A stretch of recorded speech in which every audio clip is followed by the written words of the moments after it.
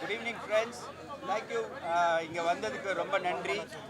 எங்கள் சின்ன படத்துக்கும் நீங்கள் இவ்வளோ பேர் வந்திருக்கிறது ரொம்ப சந்தோஷமாக இருக்குது. என்னால் முடிஞ்ச வரைக்கும் ஒரு ஸ்கிரிப்ட் ஒன்று பண்ணியிருக்கிறேன். ஸோ ஐ திங்க் நீங்கள்லாம் சப்போர்ட் பண்ணலைன்னா இது வந்து மக்களிடையே போய் சேருமான்றது ரொம்ப கஷ்டம். அதனால் ப்ளீஸ் என்கரேஜஸ். எங்களோட ஸ்டார்ஸ்லாம் யாரும் வரல எக்ஸப்ட் அந்த அப்பா கேரக்டர் பண்ணவர். ஏன்னா மற்றவங்கலாம் ரொம்ப பிஸியாக இருக்காங்க, அதனால் வர முடியல.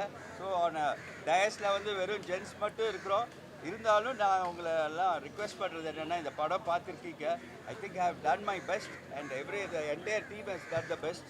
ஸோ என்கரேஜஸ் அண்ட் டெஃபினட்டாக உங்களோட என்கரேஜ்மெண்ட் இல்லைன்னா இந்த படம் வந்து it won't go to the mass. Thank you. வேறு நீங்கள் பேசுகிறீங்களா? Ask any questions like sir எல்லாம் பேசிட்டோம் சார். Sir right, okay. வணக்கம், என்னுடைய பேர் பிர்லா போஸ். வில் டைரக்டர் வந்து சிவராமன் சார். ஆக்சுவலாக வந்து அவர் ஹைகோர்ட் லாயர். படம் பார்த்தீங்கன்னா அக்டோபர் 10 இன்றைக்கி வந்து ரிலீஸ் ஆகிருக்கு. வில் மீன்ஸ் உயில், அது எல்லாருக்கும் தெரியும். இன்றைக்கி வில் டீமே ரொம்ப சந்தோஷப்பட்டிருக்கோம். எனக்கு இரட்டிப்பு சந்தோஷம். ஏன்னா இப்போது வழக்கமான அதிகமாக பண்ணது சினிமாவில் வந்து அஃபிஷியல் ரோல்ஸ் தான், போலீஸ் ஆஃபீஸர் ரோல் தான்.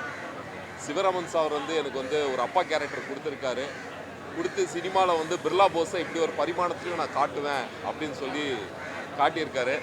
அதுக்கு என்னுடைய நன்றியை வந்து நான் தெரிவிச்சுக்கிறேன். ரெண்டாவது, நான் கேபி சார்கிட்ட வந்து ஒர்க் பண்ணியிருக்கேன். ஆக்சுவலாக ஒரு ஃபஸ்ட்டு சீன் ஹேண்டில் பண்ணும்போது ஒரு சிபிஐ ஆஃபீஸர் வந்து என்கிட்ட வந்து இன்ட்ரகேஷன் பண்ணுவார். அப்போவே நான் தெரிஞ்சுக்கிட்டேன், இவர் வந்து வேறு மாதிரியான ஒரு இயக்குனர், இவருடைய தாட்ஸு திங்கிங் எல்லாம் வேறு மாதிரியாக இருக்கும் அப்படின்னு சொல்லி. எனக்கு வந்து முழு படத்தோட கதை தெரியாது. என்கிட்ட சொன்னாங்க, இந்த கூஸ்ட் கேமிங் விஷயத்தை பற்றி பண்ண போகிறோம் அப்படின்னு சொல்லி. அலேக்கா என்னுடைய பொண்ணு கேரக்டர் வந்து இவங்க பண்ணியிருக்காங்க. உண்மையாகவே இந்த உலகத்தில், ஏன்னா எனக்கு பொண்ணு கிடையாது, நான் படம் பார்த்து எமோஷன் ஆகிட்டேன். இந்த மாதிரி அழகான தேவதைகள் வந்து சஃபர் ஆகிட்டு இருக்காங்க. ஆண்டவன் அந்த மாதிரி தேவதைகள் வந்து குடும்பத்துக்காக சஃபர் ஆகாமல் இருக்கணும்னு சொல்லி நான் வந்து ப்ரே பண்ணிக்கிறேன். ரொம்ப எமோட் ஆகிட்டேன். சீன்ஸ் எல்லாம் பார்த்தீங்கன்னா உண்மைக்கு ரொம்ப நெருக்கமாக இருந்தது. உண்மையாகவே அலேக்காவோட பர்ஃபார்மன்ஸ் வந்து வேறு மாதிரியாக இருந்தது.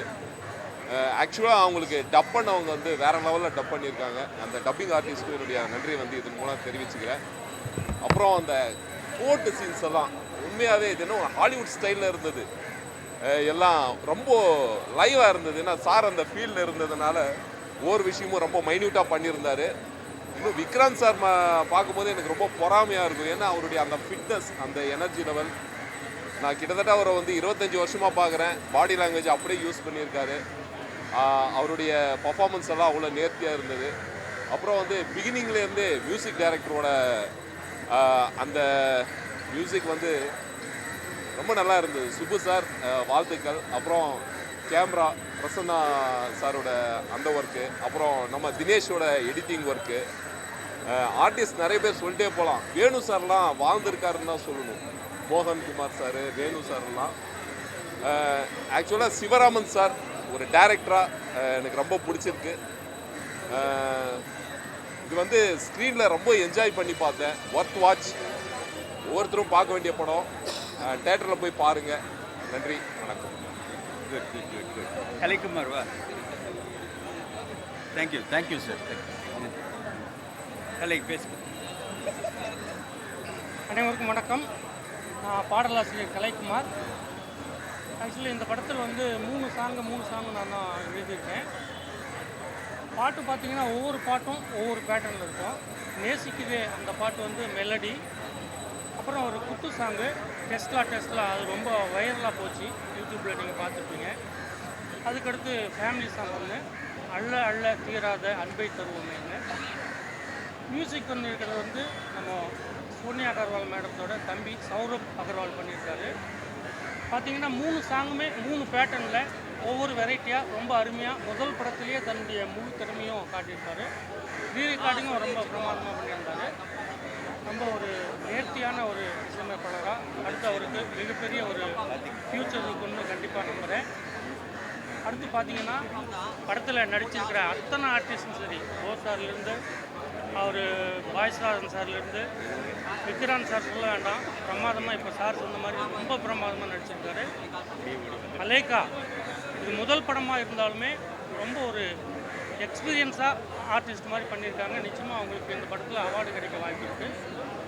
அதே மாதிரி பிரசன்னாவும் சரி, எடிட்டிங் தினேஷும் சரி, எல்லாருமே அவங்களுடைய பங்கை மிக சிறப்பாக பண்ணியிருக்காங்க. இயக்குனர் எஸ் சிவராமன் சார் பற்றி சொல்லணும்னா, எனக்கு அவர் வந்து கிட்டத்தட்ட ஒரு 25 ஆண்டுகால நண்பர். அவருடைய அனைத்து படங்களுக்கும் எல்லா பாட்டும் நான் தான் எழுதியிருக்கேன். எல்லா பாட்டுமே வந்து ஒவ்வொரு சுச்சுவேஷனும் ஒவ்வொரு செலக்ட் பண்ணி பண்ணுவார். அதே மாதிரி அவருக்கு பாட்டு நல்லா அமைஞ்சிடும் எல்லா படத்துலையுமே. இந்த படத்துலையும் மிகச்சிறப்பாக அமைஞ்சிருக்கு. ரொம்ப அருமையாக, ஒரு நேர்த்தியாக, ஒரு கமர்ஷியல் வித் ஆர்ட் ரெண்டும் கலந்த மாதிரி மிக அருமையாக பண்ணியிருக்காரு. கண்டிப்பாக இந்த படத்துக்கு ஒரு அவார்டு கிடைக்க வாய்ப்பு இருக்குது. நிச்சயமான நேஷனல் அவார்டு கிடைக்கவே வாய்ப்பு இருக்குது. ரொம்ப அருமையாக பண்ணியிருக்கார் படத்தை. அவருக்கு என்னுடைய வாழ்த்துக்களை தெரிவிச்சுக்கிறேன். மற்றும் இந்த அனைத்து குழுவினருக்கும் என்னுடைய வாழ்த்துக்களை தெரிவிச்சுக்கிறேன். நீங்கள் தான் எல்லாரும் ஆதரவு கொடுத்து இந்த படத்தை மிகப்பெரிய வெற்றியாக்கணும். நன்றி, வணக்கம். தினேஷ்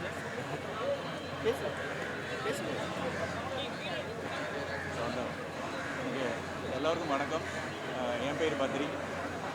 சொந்த ஊர் கேரளா தான், அதனால் பேசும்போது மலையாளம் கலந்து தினேஷ் எனக்கு வாய்ப்பு கொடுத்த சிவராம் சாருக்கு ரொம்ப ரொம்ப நன்றி. ஏன்னா என்ன மாதிரி சான்ஸ் கேட்டு வரவருக்கு வாய்ப்பு கொடுக்குறது பெரிய விஷயம். ஷூட்டிங் நடக்கும்போது தான் நான் சான்ஸ் கேட்டேன், எனக்கு சான்ஸ் கொடுத்துருக்கு. அதனால சாருக்கும் கடவுளுக்கும் நன்றி சொல்கிறேன். இந்த படம் நல்லபடியாக நல்ல ஒரு இதில் வரணும். அதனால் கடவுளுக்கு வேண்டிக்கிறேன். நன்றி. Thanks. Yes. He was assistant to Saurabh, music director. பேசுங்க. ஸோ ப்ரெசன்ட் மீடியா எல்லாருக்கும் ரொம்ப தேங்க்ஸ் இன்றைக்கி வந்து படம் பார்த்ததுக்கு. இந்த படத்துக்கு மியூசிக் டைரக்டர் வந்து சௌரப் அகர்வால். அவர் ஒரு ஸ்டூடியோ மீட் பண்ணி நானும் அசிஸ்ட் பண்ண ட்ரை பண்ணேன் இந்த மூவி ஸ்டார்ட் பண்ணும்போது. ஸோ மெயினாக வந்து பார்த்தீங்கன்னா எனக்கு இந்த ப்ராஜெக்ட் வழியாக சாரோட ஒர்க் பண்ணுற சான்ஸ் கிடச்சிது. அதான் துபாயில் இருக்கார் அவர், ஹெல்டப் அட் துபாய். அதனால தான் என்னை வந்து பார்க்க சொன்னார். ஸோ நான் பார்த்துட்டு இருந்தேன்.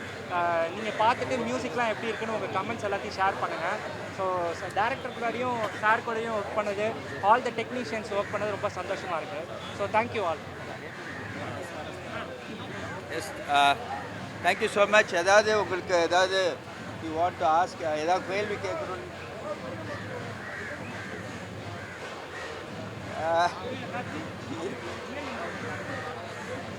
இருக்கலாம். ஏன்னா நான் வந்து நான் ஹைகோர்ட்டில் ப்ராக்டிஸ் பண்ணுறேன்.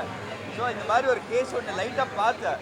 ஸோ அதனால அந்த ஒரு தாட் இருக்கு. பட் யாருக்கெல்லாம் கார்த்தி அந்த பெரிய நபர் அவருக்கு தெரிந்த நபர்.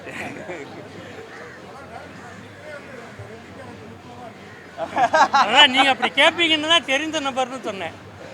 இல்லை, நான் அந்த கேரக்டர் பண்ணி தான் நல்லா இருக்குமான்னு தெரில. பட் அதுதான் நம்மளோட தாட்.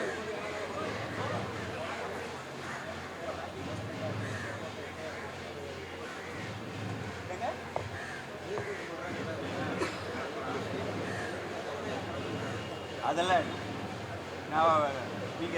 நான் கோர்ட்டில் பார்த்துருக்கேன். கோர்ட் சுவமோட்டோவாக கேட்க சொல்லலாம். அட்வொகேட் கமிஷனரே அப்பாயிண்ட் பண்ணுறாங்க. ஒரு advocate commissioner I have scene investigate பண்ணுங்க அப்படின்னு. அந்த 2 கோடிலாம் வந்து ரொம்ப மகிழ்படுத்திருக்கிற மாதிரி இல்லை. எது? ஏன்னா ஒரு பெண்ணோட அவர் வந்து ஒரே வச்சிருக்காரு சரிங்களா. அதுக்கப்புறம் வந்து ஒரு விஷயம் நடக்குது, ஒரு லவ். ஆனால் ஒரு 2 கோடிலாம் வந்து ஒரு மிகைப்படுத்தி பேச மாதிரி இல்லையா? இல்லை, அது எதனாலன்னா அவருக்கு அந்த வீடு விற்கக்கூடாதுன்னு நினச்சிருக்காரு. அது வீடை விற்கக்கூடாது. இந்த எல்லாரும் சேர்ந்து எங்க பொருள் மென்ஷன் பண்ணிருக்காங்கல்ல. இல்லை ஏங்க, அதுதான் சீன்ஸாக இருக்குல்ல. எல்லாரும் சேர்ந்து அந்த வீடை விற்றுருவாங்க. அவர் சின்ன வயசுலேருந்தே இங்கேருந்து படித்த வீடு, அவருக்கு பிடிச்ச வீடு, அவங்க அப்பா வீடு, யாருக்கும் விற்க வேணான்னு சொல்ல. இன்ஃபேக்ட் அந்த சீன் இருந்தது, அப்பா விற்க வேணான்னு சொன்ன சீன் இருந்தது. பட் அது ஃபுட்டேஜில் போயிடுச்சு. பட் என்ன ரீசன்னா, இந்த மாதிரி ஒரு நமக்கு ஆசையான இருக்கிற இடத்த வில்லகமாக எழுதி வச்சுட்டு போயிட்டோம் இவங்க. அவருக்கும் பிடிச்ச பொண்ணு தான், சரி கிடைச்சதுன்னா அதுக்கு கிடைக்கட்டும், இல்லை வேறு யாருக்கும் கிடைக்கக்கூடாதுன்றது தான் தாட்டு.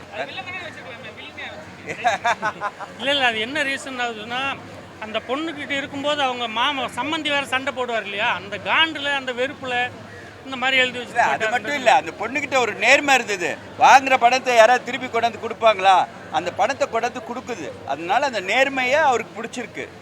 எல்லாருமே அவரை சுற்றி இருக்கிறவங்களாம் பணம் தான் வேணுன்றாங்க. பட் வேற இந்த பொண்ணு மட்டும் பணம் வேணான்ட்டு திருப்பி கொண்டாந்து கொடுத்துச்சு. ஈவன் ஆஃப்டர் ஒரு சஃபரிங் இருந்தால் கூட, அவளுக்கு பிடிக்காத விஷயம் நடந்தால் கூட அந்த பணத்தை திருப்பி கொடுத்தா. அதனால இவன் மேலே ஒரு இம்ப்ரெஷன். சரி, இப்போ வந்து ஒரு காலேஜ் பொண்ணுங்க ஒரு ஹெல்ப் கேட்டா ஒரு ஹெல்ப் அவங்களோட ஃப்ரெண்டே வந்து இது தவறான வழியில் போய் கூட்டு போகிற விஷயம் வந்து நடந்து தான் இருக்கு. ஸோ அதை வச்சு பண்ணீங்களா இல்லை நீங்களே வந்து அதை ட்ரை பண்ணீங்களா? நிறைய அந்த மாதிரி நடக்கிறது, நிறைய அது மாதிரி நடந்திருக்கு, நானும் கேள்விப்பட்டிருக்கேன். ஸோ இது ஒரு தாட் தான்.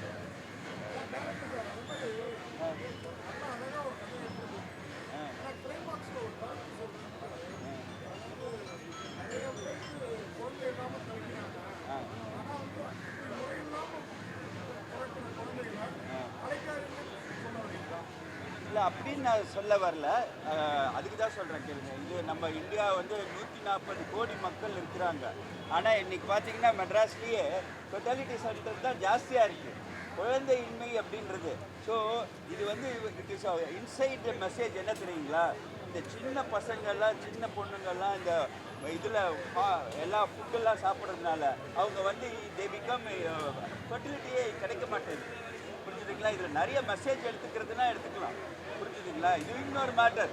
அது நீங்கள் இப்படி தப்பாக நல்லபடியாக எடுத்துக்கிறதா இருந்ததுன்னா, இந்த மாதிரி ஜங்க் ஃபுட்டு சாப்பிட்றதுனால எல்லாருக்குமே வந்து ஃபெர்டிலிட்டி இல்லை, நிறைய பேருக்கு குழந்தையின்மை இல்லை. அந்த குழந்தையின்மை இல்லைன்றது அந்த டாக்டர் சொல்லுவாங்க தெரியுமா? நான் ஒரு கைனகாலஜிஸ்ட்டு, ஆனால் எனக்கே குழந்தை இல்லைன்றது அதுதான் இதோட சப்ஜெக்ட். புரிஞ்சுதுங்களா?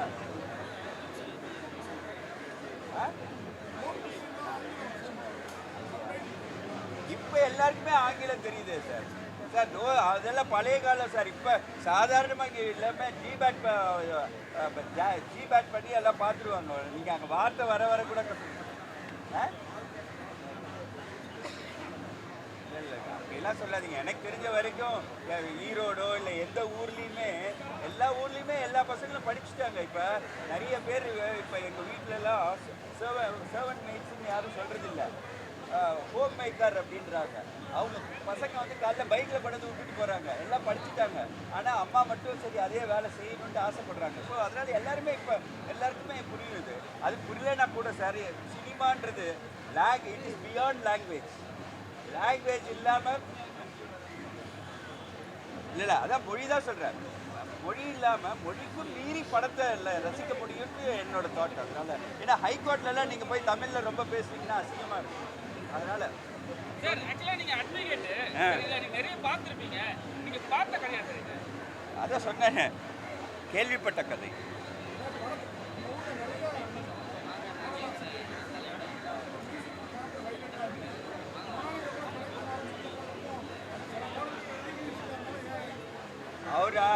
அவர் வந்து சின்ன வயசுலேருந்து இப்போ 6 படம் பண்ணியிருக்கார். நான் பாட்டு கொடுக்கலன்னா அங்கே ரெக்கார்டிங் தேட்டர்லேயே வந்து தகராறு பண்ணுவார். ஆனால் but is a very good friend. First நான் யார்கிட்டையும் அசிஸ்டண்ட்டாலாம் யார்கிட்டையும் இல்லை. இவர் தான் ஃபஸ்ட்டு என் படத்துக்கு கூட வந்து கட்சின்னு சொல்லுவார். அதனால் ஆமாம், அதனால் இஸ் a குட் ஃப்ரெண்ட். எந்த கதையாக இருந்தாலும் சொல்லுவேன், லைக் பண்ணுவோம். ஆனால் இந்த படத்தை பொறுத்த வரைக்கும் இந்த கதை உருவானதுக்கு காரணம் வந்து என்னோட எடிட்டர் தினேஷ்.